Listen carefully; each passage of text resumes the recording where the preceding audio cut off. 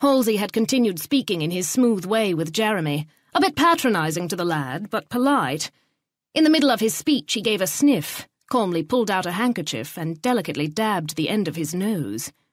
Malcolm, behind his back, pointed to him, brows raised. "You see?" he mouthed. Mary wanted to laugh. She strove to check herself, her lips twitching dangerously.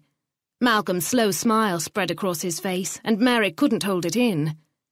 She clamped her hand to her stomacher as a sound between a cough and a screech popped from her mouth. "Are you sure you are all right, my dear?" Aunt Danae asked. "Perhaps you ought to lie down. I'm sure Lady Bancroft could find a comfortable chamber." "No," Mary said, her voice a croak. "Something made me cough is all." "Are you certain?" Aunt Danae peered at her. "You've been peaky since last night. I think this northern weather doesn't suit you." "Aye, the weather this far south can be a bit hard to take," Malcolm said. "Edinburgh's air is liquid most of the time." Halsey dabbed his nose again, but the look he shot Malcolm over his handkerchief was speculative. "You do not come to the city often, Mackenzie?" Mal shook his head.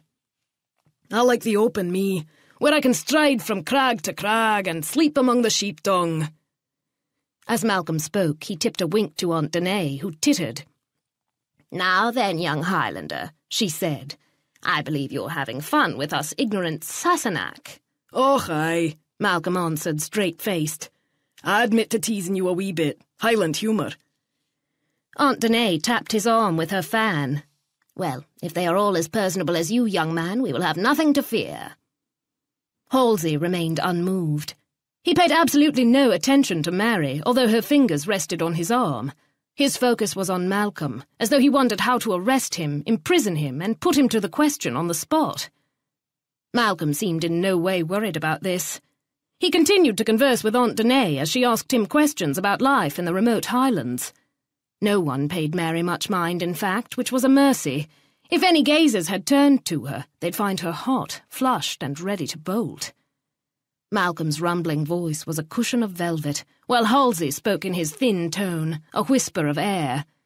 Mary knew that Halsey truly could have Malcolm arrested on any pretense, locked away while a confession, to anything, was beaten out of him. Not strictly legal, but the law did not look kindly upon perceived traitors. Mal wasn't a traitor. He'd already made his views clear, hadn't he? But he wore his kilt proudly and exaggerated his Highland lilt. Malcolm was far more intelligent than he was letting himself appear to be, a sign of a very dangerous man. He played with his audience, assessing them while keeping them from understanding him. Mary stood rigidly, barely able to focus on the conversation. Finally, Halsey tugged her arm. "Come, Mary. Lady Templeton wishes to speak to you. You will see much of her after we are married. Will you excuse us, Lady Dutton? I must steal your niece away." Aunt Danae was not happy about this, but she gave Halsey a gracious nod. The young men were not consulted at all.